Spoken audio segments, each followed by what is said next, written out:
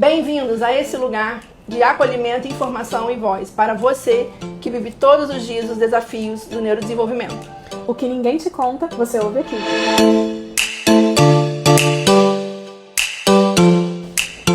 Eu sou Marcele Campos, neuropsicóloga, especializada em desenvolvimento infanto-juvenil. Eu sou a Maíla Cabral, mãe atípica, AT, e estudante de terapia ocupacional, uma mãe em busca de autonomia e desenvolvimento para o filho. E hoje nós temos uma convidada muito especial, a psicopedagoga Michele Navarro. Hoje vamos conversar sobre inclusão escolar na prática. Coisas que famílias atípicas acabam só descobrindo na prática do dia a dia. Bom, eu sou Michele Navarro, é um prazer estar aqui com vocês. Sou psicopedagoga, tenho 20 anos de atuação na educação e o meu objetivo hoje aqui é ajudar essas famílias a entenderem todo esse processo, facilitando a vida, tanto escolar quanto familiar, dessas crianças.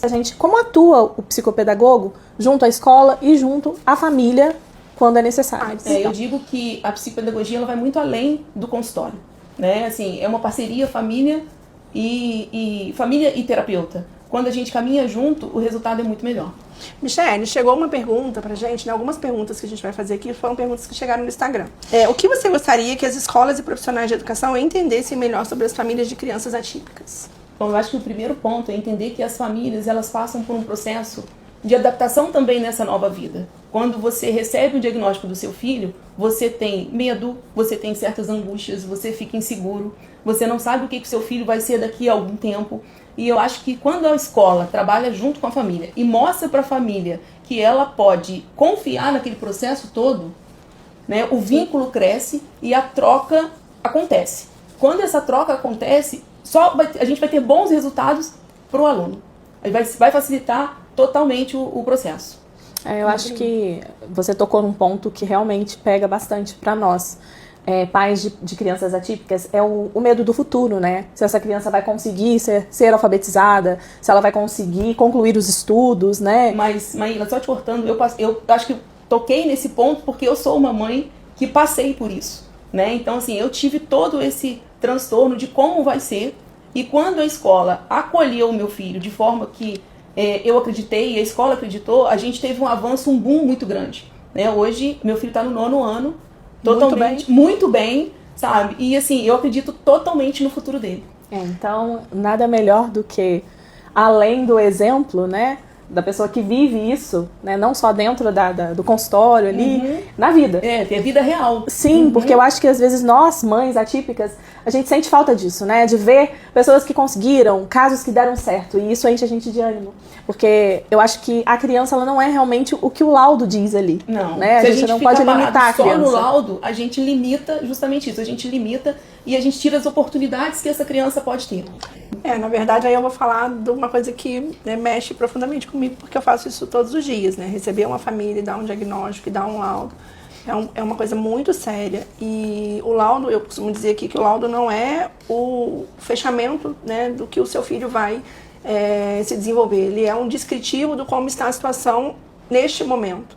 Ele é um ponto de partida para a gente pensar em novas formas de estimular, em terapias mais direcionadas e inclusive na psicoeducação na própria família, que às vezes vem sem ter a menor ideia do que vai acontecer naquela avaliação ou qual é a questão que está acontecendo naquele desenvolvimento.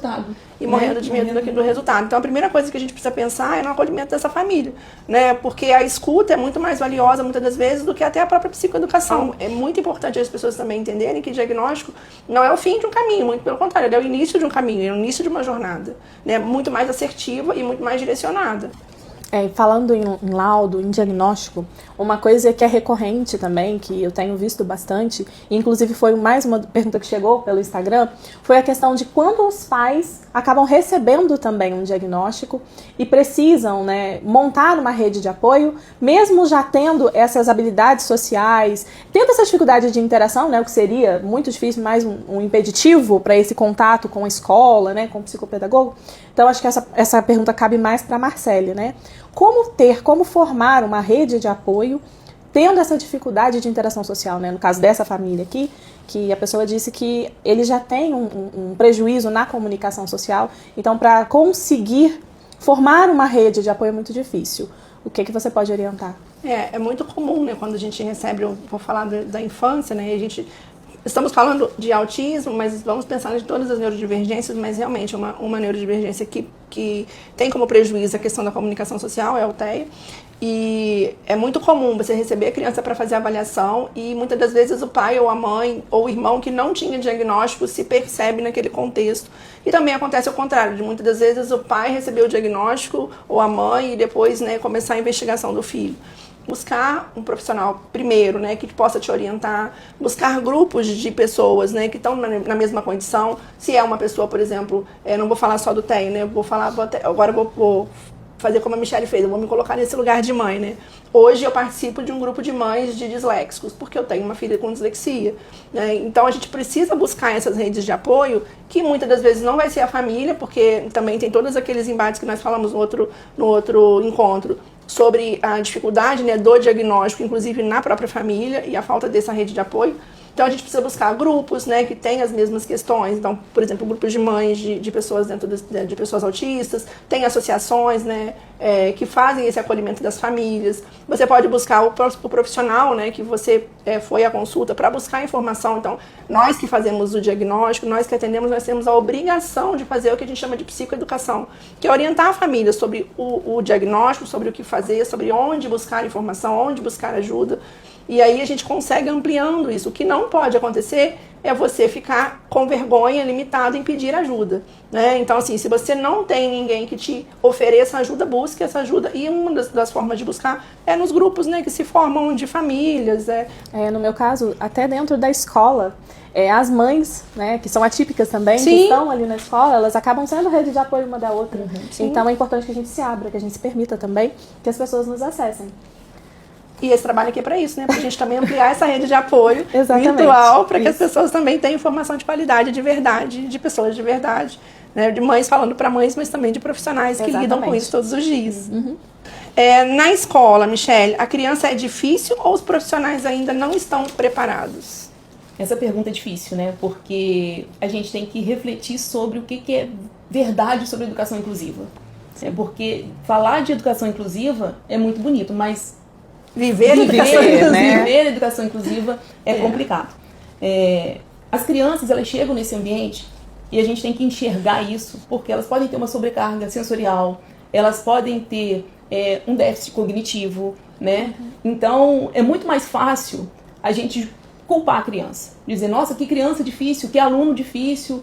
Mas, na verdade, o que a gente vê hoje são que na maioria das vezes os profissionais eles não têm capacitação, eles não têm formação para trabalhar com a criança, com a inclusão de verdade, né? Então, eu não vou assumir que eu não tenho a capacitação, eu vou jogar a culpa para a criança.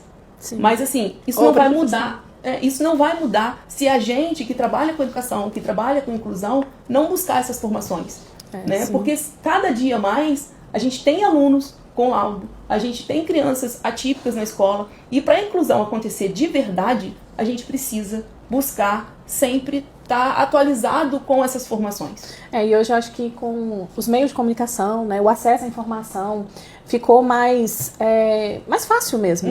Você buscar, né, seja pela internet, seja por um curso à distância, tentar se especializar, tentar estar ali preparado para receber essas crianças da forma com que elas precisam ser tratadas, né? Tem muito material bom na internet, né? A gente acessível, né? Não, imagina. E acessível, porque assim, a gente pensa também, como que o professor vai se especializar, vai buscar, se a gente pensa também no custo, Sim. né? Sim. Mas dentro da internet a gente busca e a gente tem muito material gratuito, inclusive. Então assim, o querer também é muito importante. Sim.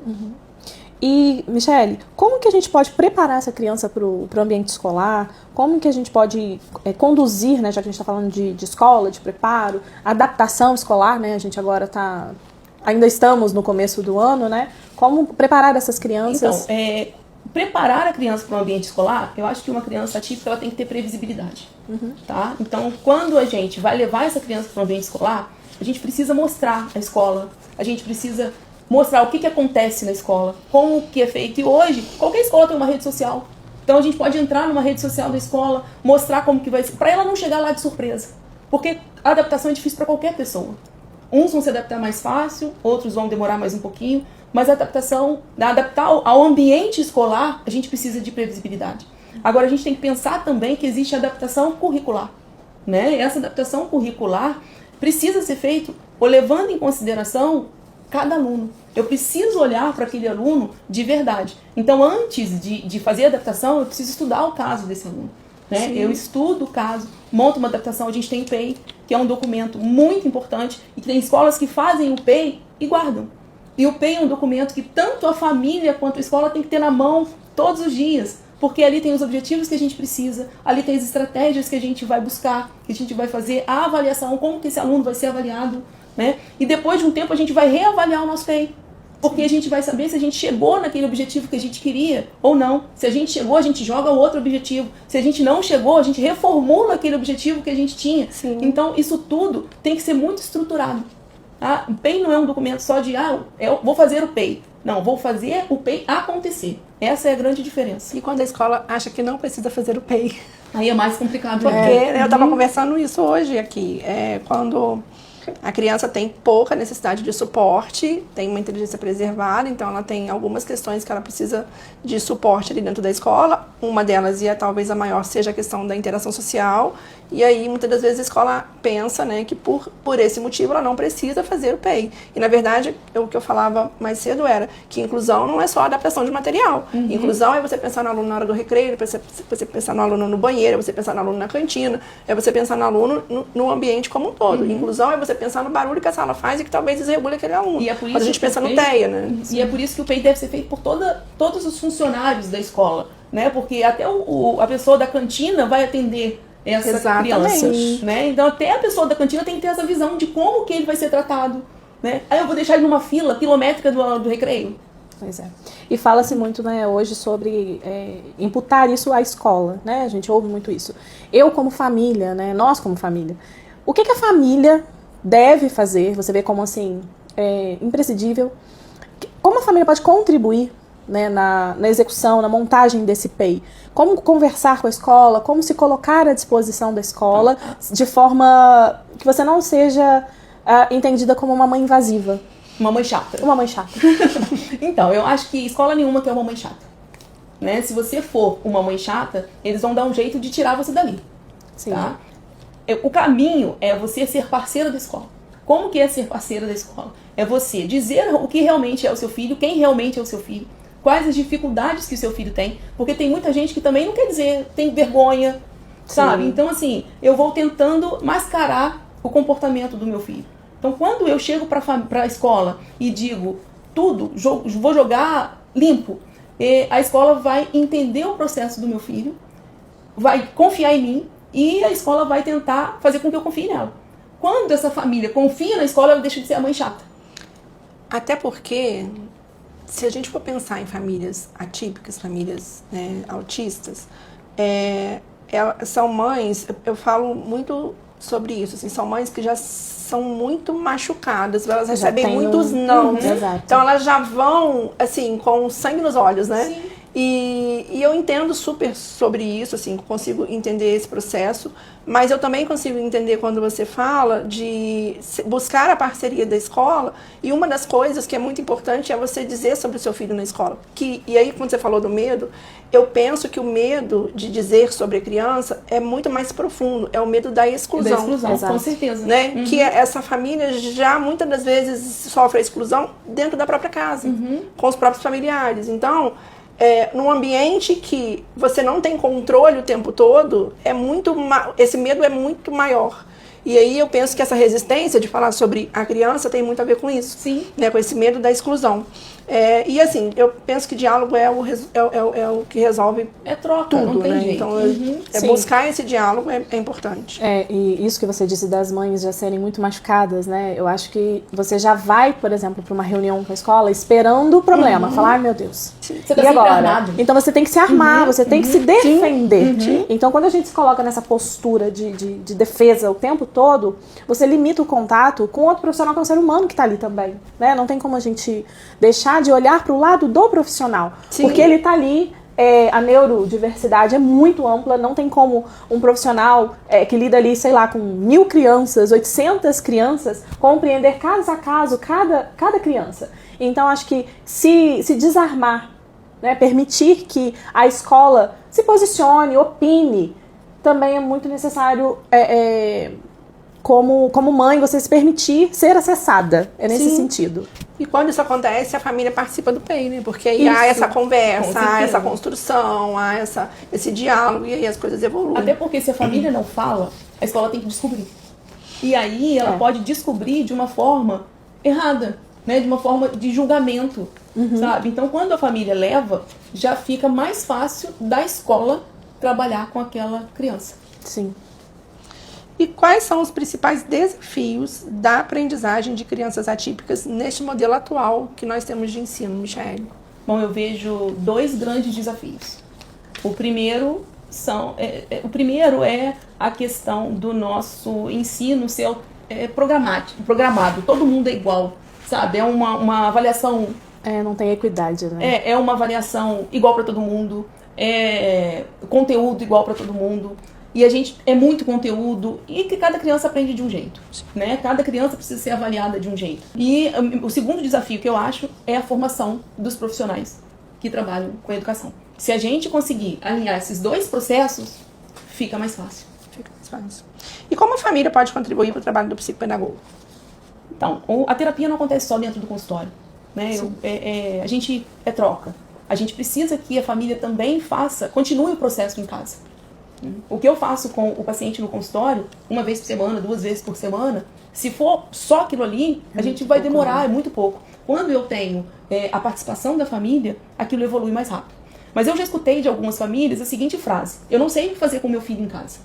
Como que eu posso ajudar? Então eu acho que é obrigação do profissional também sentar com aquela família e explicar o processo. Exatamente. Porque assim, a família não tem obrigação de saber o que o psicopedagogo fez com ele dentro do consultório. Nem tem conhecimento técnico para isso. Por que eu tô fazendo aquilo ali? O que eu vou fazer? Eu vou pegar e vou jogar dominó com meu filho em casa, mas Qual a finalidade? qual a finalidade daquilo Qual a ali? intenção desse jogo? Exatamente. Então, assim, é obrigação do profissional. A família não precisa perguntar. Eu preciso trazer essa família e explicar para ela o que ela precisa fazer em casa. Porque senão, eu vou falar que minha família não ajuda. Coitados, eles não sabem o que fazer. Não é culpa da família. Então, se o profissional dá esse suporte, aí vai fluir. Dito isso tudo, quando procurar um psicopedagogo? Então, o psicopedagogo, ele tá para trabalhar as funções, para trabalhar a parte de aprendizado. Tá? Então, se eu percebo que o meu filho tem uma dificuldade de leitura, se eu percebo que o meu filho tem uma dificuldade na matemática, de interpretação, de função, de tempo de realizar uma tarefa, tá? De organizar uma mochila até, eu preciso entender que ele não está dentro do que é o esperado. Então, se ele não está dentro do que é o esperado, eu preciso procurar esse profissional o quanto antes. Tá? Porque o quanto antes ele vier, mais rápido ele vai conseguir chegar aonde ele deveria estar. E às vezes nós pais, a gente peca porque às vezes é assim, não, mas ele é autista. Por isso que não faz. Porque ele não consegue, tadinho. Ele precisa de um pouco mais de tempo. E nem sempre é tempo, né? Na maioria dos casos exatamente. É tempo. E aí a gente vai deixando o tempo passar e perdendo tempo. Exatamente. E tem uma outra questão também, que acho que é muito importante a gente pensar, é que às vezes a família, e isso não acontece só no autismo, isso acontece em todas as neurodivergências, espera daquela criança algo que aquela criança ainda não tem pré-requisito para realizar. Ou não está na idade adequada que ela realize. E isso é muito evidente assim, nas conversas de consultório, porque muitas das vezes você precisa, inclusive, falar sobre marcos de desenvolvimento, sobre desenvolvimento, o que aquela criança naquele momento pode, né, fazer de atividade, o que não pode. Isso tudo são fatores, né, que às vezes as famílias não têm conhecimento e o profissional precisa fazer isso, é o profissional que está ali na terapia, que está ali no dia a dia, que precisa dar esse suporte para a família. E como família também não normalizar esses atrasos. Cada criança se desenvolve de um jeito, cada criança tem seu tempo, mas tudo tem um limite. Sim. Tudo dentro do esperado para a idade. Então acho que no nosso próximo encontro a gente vai ter bastante coisa para conversar sobre marcos de desenvolvimento. Marcos de desenvolvimento. E aí você não perca, porque nós vamos falar sobre os principais marcos e como você identificar esses atrasos e ajudar seu filho.